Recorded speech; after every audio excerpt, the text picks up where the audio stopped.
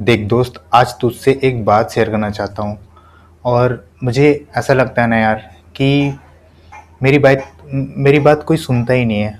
और ना ही मैं बहुत ज़्यादा कुछ इंटरेस्टिंग हूँ। एक नॉर्मल सा लड़का हूँ। जब मैं छोटा था तो उस टाइम पे ज़्यादा मैं फ्रेंड्स वगैरह दोस्त सब नहीं बनाता था। ठीक है, मैं लोगों से दूर रहता था। मेरे को थोड़ा अजीब लगता था लोगों के पास जाने से। और जब मैं 8th क्लास में था तो उस टाइम से मेरी लाइफ में ओवर थिंकिंग और डिप्रेशन जो है बहुत अच्छे तरीके से मेरे लाइफ में इंटर कर जाता है। और मुझे नहीं पता था कि मेरे साथ क्या हो रहा है उस दिन से। मैं बस अपने ही दिमाग में लड़ते रहता था खुद के लिए। बाहरी दुनिया को छोड़ के सिर्फ मैं खुद के अंदर ही बिजी रहता था, चौबीसों घंटा परेशान रहता था। कभी हंसता था, कभी दुखी मनाता था, खुद से ही लड़ता रहता था। ये दुनिया मुझे ना बहुत अजीब सी दिखने लगी थी।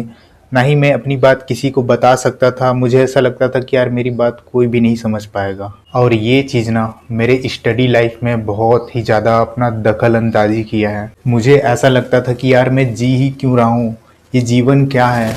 पता नहीं, अलग तरीके का थॉट्स आते रहते थे मेरे दिमाग में।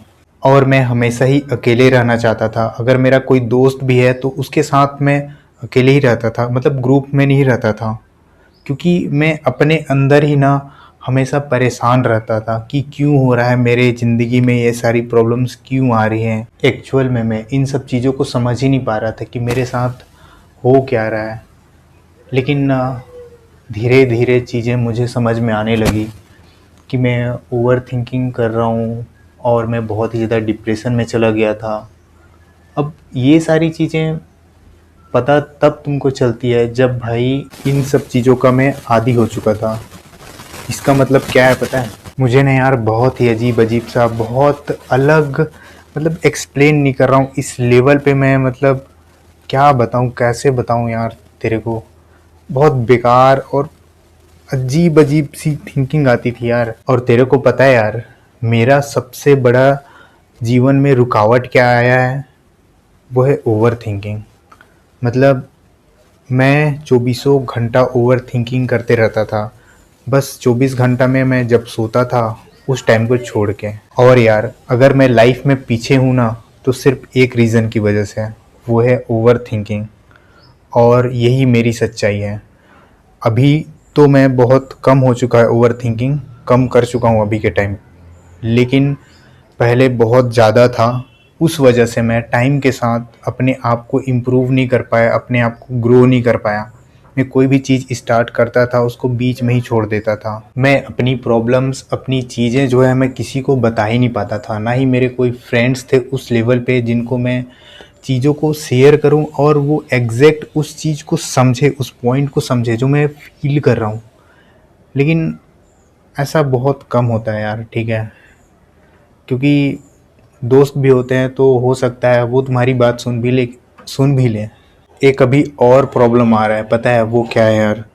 कि मैं कोई भी चीज़ करना चाहता हूँ ना, लेकिन उस चीज़ को कर नहीं पाता।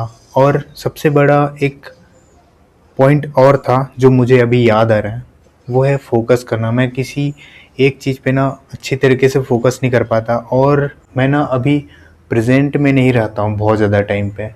मैं पास्ट में और फ्यूचर के बारे में सोचते रहता हूँ। कोई चीज़ अगर बीत चुका है तो उसका टेंशन लेते रहता हूँ, और कोई चीज़ अगर होने वाला है उसका भी टेंशन लेते रहता हूँ। तो यही सब चल रहा है अभी फ़िलहाल मेरे साथ। और कुछ कुछ चीज़ें हैं, जैसे इस मंथ का एंड होगा, फिर मैं क्या करूँगा, यहाँ रहूँगा नहीं रहूँगा रूम में, उसका एक अलग टेंशन लेते रहता हूँ।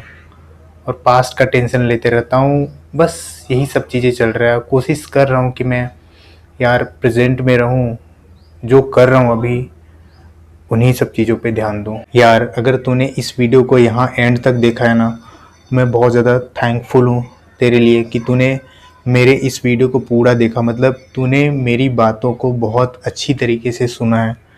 तो बहुत ही ज़्यादा थैंक यू उसके लिए भाई।